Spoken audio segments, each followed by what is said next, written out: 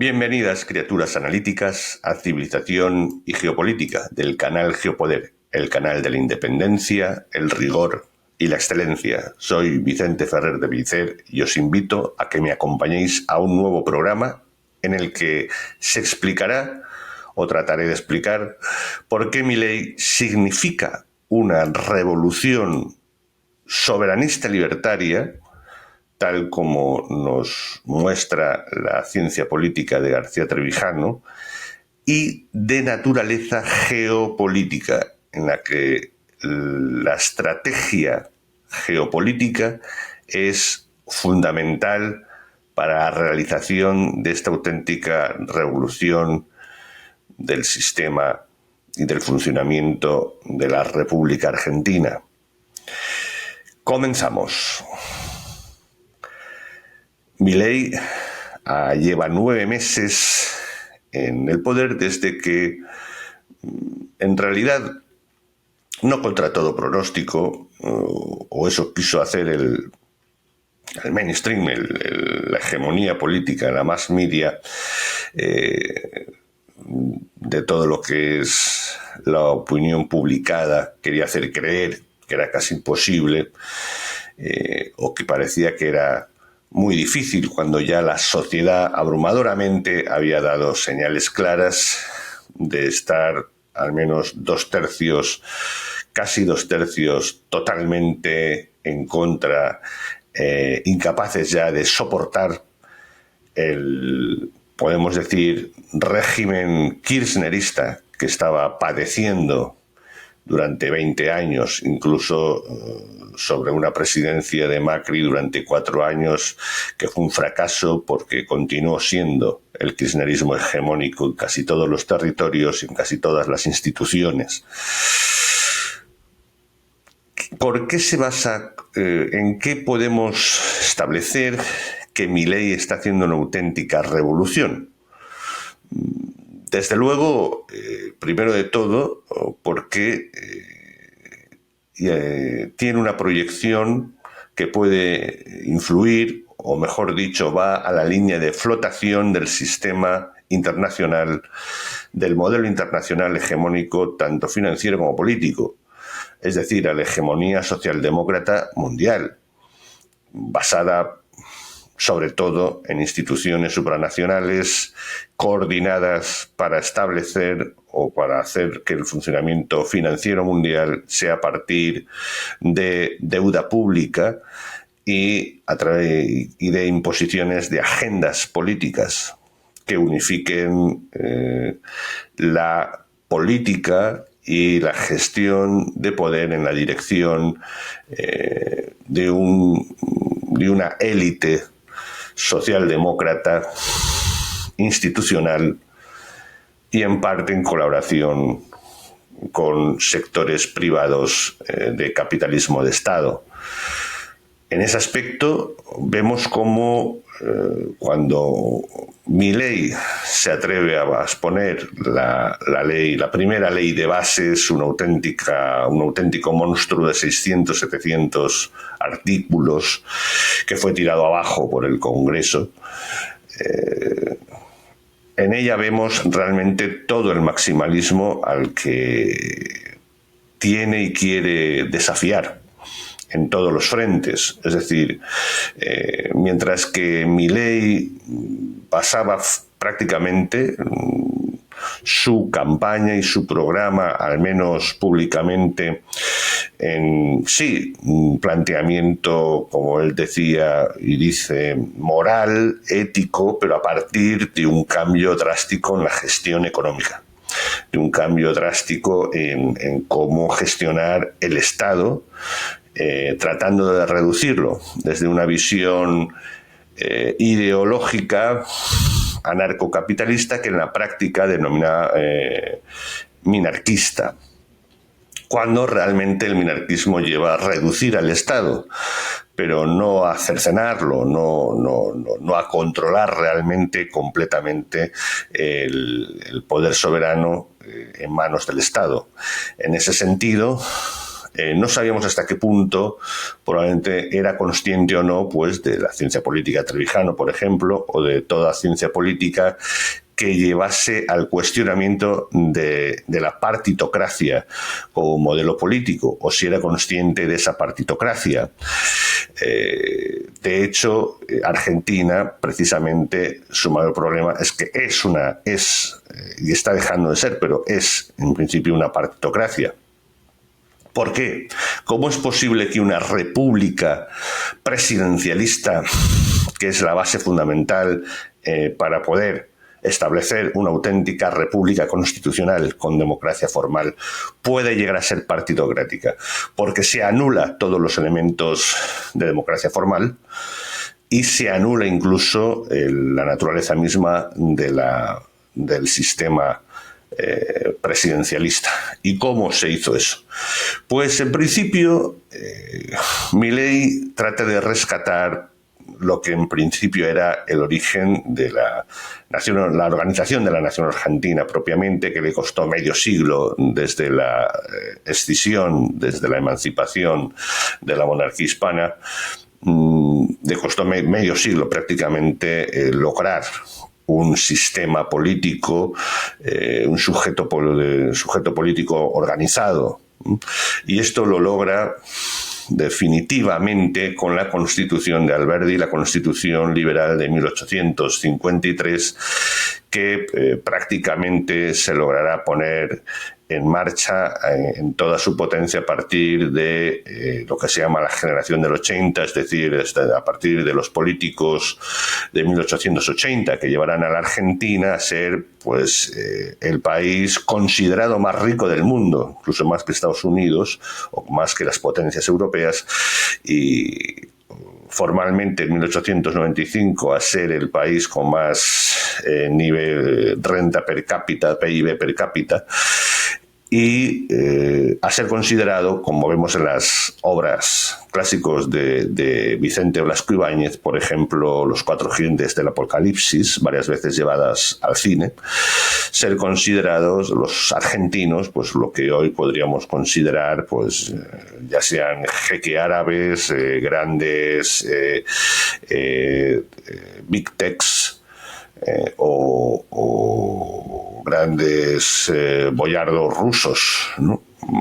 Monopolistas rusos o mafiosos. En fin, en principios del siglo XX eran los argentinos. Bien, quiere recuperar esa base de Constitución de 1853 que en principio está vigente, pero que, bueno, las reformas peronistas, tanto de 1949 como después del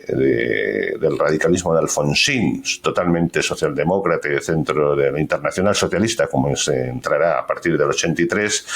y la reforma también de Menem, que se adaptará a lo que es una socialdemocracia más liberal conservadora por lo que es el consenso de Washington de los años 90, y finalmente los cambios, eso sí, definitivamente partidocráticos de los kirchneristas en el siglo XXI. ¿Cómo se puede anular? Reitero, una república constitucional en una república presidencialista. ¿Cómo puede anularse? Pues sencillo de formular. Por una parte, estableciendo el sistema proporcional en el legislativo. Por otra, como no se tiene más remedio que elegir directamente al presidente en 2 vueltas, haciendo una tercera vuelta previa, en la que se llama PASO, primarias obligatorias. Son unas primarias obligatorias, las llamadas PASO, en las que se tienen tantos requisitos para poder presentarse para presidente, teniendo incluso unas internas obligatorias, que se tiene que tener estructura política en todo el territorio, en todas las provincias, que es un país, estamos hablando de un país de más de 2 millones de kilómetros cuadrados, con 40 y tantos millones de habitantes, lo que hace una dificultad de infraestructura y logística gigantesca, y además obliga a una dependencia estatalista gigantesca, lo que hace que era casi imposible que alguien independiente o una candidatura personalista pudiera, sin una estructura de partido, establecerse. Era imposible con las PASO, con lo cual tú anulabas esa parte de la que el sujeto soberano pudiera escapar de la partidocracia. Y, por supuesto, eso obligaba a unos enormes consensos de manejo de grandes capitales del Estado en las estructuras del Senado, en la Cámara de Representantes y las diferentes provincias, etcétera, en la cual, por muy discutidos, por mucha competencia o incluso por mucha agresividad que hubiese supuestamente entre los partidos, tenían que llegar a un acuerdo necesariamente, tanto a nivel local como territorial, como el sistema, en grandes repartos, por supuesto, de dinero público para al menos la organización misma, según la cantidad de representantes, concejales, etcétera. Por lo tanto, acababa siendo definitivamente, logró hacerlo con este cambio, con estas PASO y con esta estructura cada vez más estatalista, con el kirchnerismo se logró una completa y total partidocracia, que la recuperación de la homologada democracia en el 83 ya había comenzado Alfonsín. ¿Cómo logró romperlo esto Milei? Primero, pues evidentemente, Milei se lanza después de tener un buen resultado en unas legislativas del 21 y se lanza pues con una auténtica revolución cultural a través de las redes y esos elementos de comunicación que escapan completamente a lo que es la comunicación convencional de la mass media. Por lo tanto es enemigo público incluso de los supuestamente conservadores de la mass media. Bien, pero eso ya sabemos cómo a través de esa geopolítica, de esa gestión de comunicación, de las nuevas tecnologías, logra conectar con la mayoría social al margen de la política tradicional y al margen de la comunicación tradicional. Y al mismo tiempo logra muy hábilmente, pero claro, con un coste elevado en lo que es falta de control, lograr pues con la política de sellos, que es otro elemento partidocrático en Argentina. Como es tan complicado tener sellos que te permiten presentarse, pues tuvo que negociar sellos existentes con gente que casi hace un mercadeo con sellos políticos, siglas, desde hace muchas décadas. Tal forma que logra poder presentarse y con esa auténtica batalla cultural logró finalmente ganar las elecciones, especialmente con una abrumadora juventud todavía muy fuerte en la demografía argentina,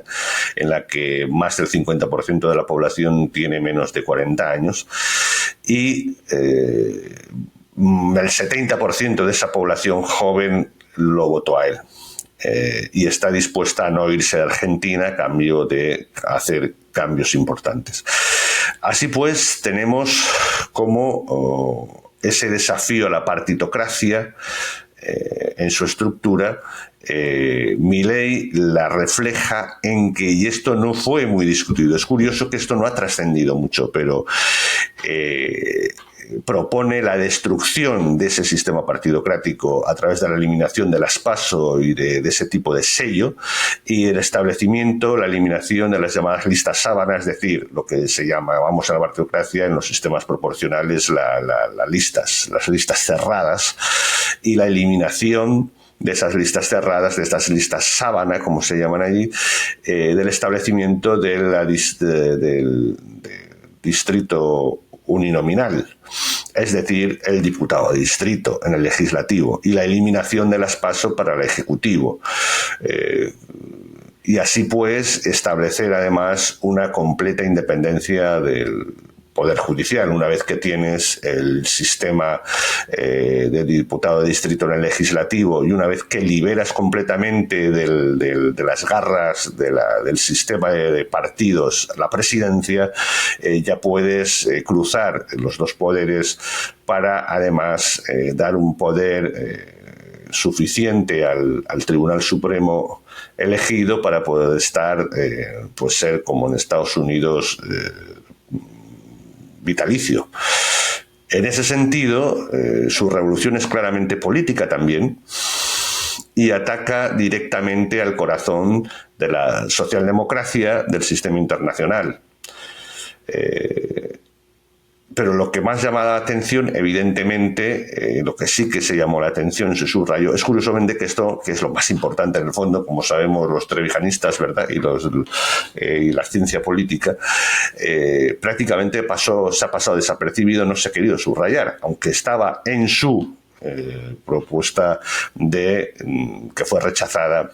de ley de bases. La ley de bases ha sido aprobada finalmente en una tercera parte de lo que era originalmente. Aún así es 8 veces superior a las reformas de Menem. Imagínense. Es decir, aún así, aún cercenada en 2/3 partes, la ley de bases, la llamada Omnibus, sigue siendo la reforma política más drástica que se ha dado en Occidente, pues como mínimo desde la Segunda Guerra Mundial, posiblemente incluso desde el siglo XIX. Introducía esa, por supuesto, reforma de eliminación del sistema partidocrático, algo que afecta realmente a lo que es la hegemonía política internacional, y además eso sí que fue relevante y se trató de luchar contra él, poniéndolo de loco, etcétera, la eliminación del sistema de lo que es el Banco Central, que este último viernes, que estuvo en la reunión con el Instituto Argentino de Ejecutivos de Finanzas, este viernes pasado, este viernes 6 de septiembre, manifestó que el fin último de todas sus reformas económicas evidentemente pasa por la eliminación del Banco Central, que eso sí queda en el eje también de lo que es el sistema de deuda internacional y el sistema de financiación y finanzas internacional. ¿Y cómo lo hace esto? Puede hacerlo esto a nivel internacional sin ser declarado enemigo público, por decirlo de alguna forma, porque además da un cambio de posicionamiento internacional drástico y radical. Es decir, de tener una partitocracia muy beneficiosa en realidad para lo que es la hegemonía política internacional, como era la kirchnerista, y muy socialdemócrata, con enorme deuda, pero también tenía con unos problemas difíciles de justificar, como eran sus alianzas con Irán, con China, con Rusia y con elementos terroristas prácticamente como Hezbollah, etc. En ese sentido, el cambio drástico en el posicionamiento político, geopolítico de Argentina, de alguna forma no, directamente hace que incluso el gobierno proglobalista de Washington actual, a punto de desaparecer, no tuviera más remedio que aceptar a Milei y tratar de no tener más remedio que mantener un apoyo internacional, una auténtica jugada maestra que hace que Estados Unidos no puede rechazar una política como la Milei, incluso la de la socialdemocracia del Partido Demócrata en Washington, y más cuando hasta le ofrece bases para el Atlántico Sur, en un momento en la que la única base china en Occidente está precisamente en Argentina por el kirchnerismo en el Atlántico Sur. Con las manos atadas, el mismísimo centro socialdemócrata mundial de la hegemonía globalista mundial en Washington no tiene más remedio que apoyar o aceptar la revolución política de Milei. Una auténtica jugada maestra, por lo que Milei está logrando o logra poner en marcha una auténtica revolución, auténtico elemento de referencia mundial, que incluso por el país más decisivo, como hemos explicado y seguiremos explicando, que es en estos momentos Estados Unidos y sus elecciones de noviembre, en ese cambio, en ese hundimiento de paradigma actual y advenimiento de un paradigma antiglobalista, es definitivo. Así que de la absoluta insolvencia y total inoperancia y absoluta falta de carencia de importancia a nivel internacional, como estaba Argentina, ha pasado directamente a ser un referente mundial y un sistema político en reforma al que no se le puede tocar desde fuera por las principales potencias, a pesar de ser un auténtico taladro en el corazón y en la base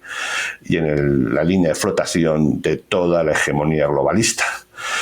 Siendo el único país, Argentina, en la que ya tiene un ministerio, una Secretaría de Estado declarada antiglobalista, dedicada al antiglobalismo. Por lo tanto, atacando directamente todo lo que es las políticas ideológicas de género, etcétera. Así que tenemos una auténtica revolución política, la de Milei, en Argentina, un auténtico referente que es antiglobalista, que es soberanista, porque hace que se replantee y apoye drásticamente lo que son las opciones antiglobalistas, principal por supuesto de El Salvador, pero sobre todo del cambio que viene soberanista, dícese nacional o nacionalista, evidentemente actual en Estados Unidos a partir de noviembre, y por tanto un auténtico referente mundial. Sin duda, García Trevijano estaría alucinado y estaría seguramente hasta en algún momento viviendo algún mes en Buenos Aires, porque la propuesta de revolución, de cambio político drástico y radical nunca se había hecho en Occidente de la forma que Milei la ha planteado, yendo directamente a destruir el sistema financiero, por lo tanto cambiando el sistema fiduciario y financiero no a un sistema monetario de deuda y bancario de deuda pública, sino totalmente independiente de deudas de una moneda que pueda ser, cuya producción y control no esté en el Estado, sino esté ya o de nuevo en la sociedad civil, de nuevo en la historia desde hace siglos. Es decir, una sociedad en la que pueda producir sus propias monedas nacionales o privadas, ¿no? En una cartera que posiblemente la principal sería el dólar, pero que puede ser el Bitcoin, puede ser criptos y puede ser incluso otro tipo de bienes. Y por supuesto el establecimiento, y no sabemos hasta qué punto, al menos de momento estoy en gestiones, pero no sabemos hasta qué punto es consciente Milei de ello. Es consciente, pero sí que lo ha propuesto y desde un posicionamiento del liberalismo libertario económico. Sin embargo, ha puesto en marcha también una revolución política claramente de nuestra ciencia política, del diputado de distrito y de separación de poderes y de eliminación del Estado frente a la nación, superación de lo que es el soberanismo sobre el Estado y evidentemente radicalmente antiglobal. Y eso gracias a un posicionamiento radical, cambio de posicionamiento radical internacional geopolítico, como es girar completamente de Irán, Venezuela, el Grupo de Puebla y de Sao Paulo y de Rusia y China al eje Israel-Estados Unidos. Así que con estos análisis importante de lo que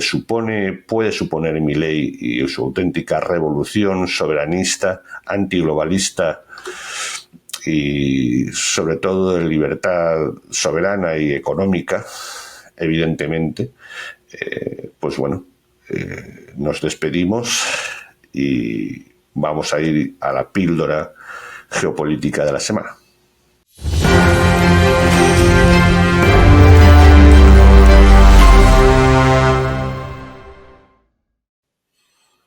Bueno, y la píldora geopolítica del programa es las declaraciones de Austin Goolsbee, ejecutivo, responsable máximo del Banco de la Reserva Federal en Chicago, uno de los principales funcionarios de Jerome Powell. ¿Y por qué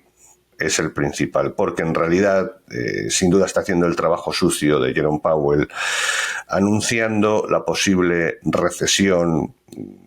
de los Estados Unidos.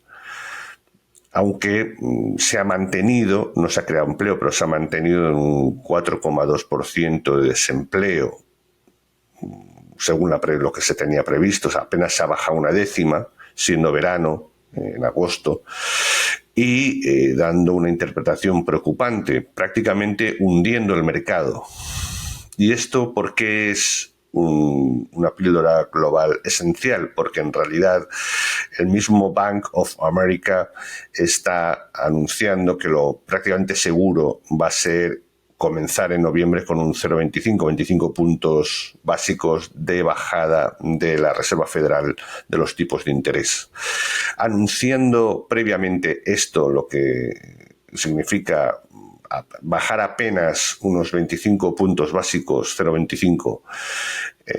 con un anuncio de Goolsbee, de uno de los principales funcionarios, no ha querido hacer ese trabajo sucio el propio Powell, de una gran preocupación, significa que en vez de hacer un drástico giro de 50 puntos en 25, los mercados crear una situación de zozobra en los mercados y de no recuperación rápida hasta en noviembre, que probablemente lo subiría a 50 puntos básicos. Esto es una apuesta clara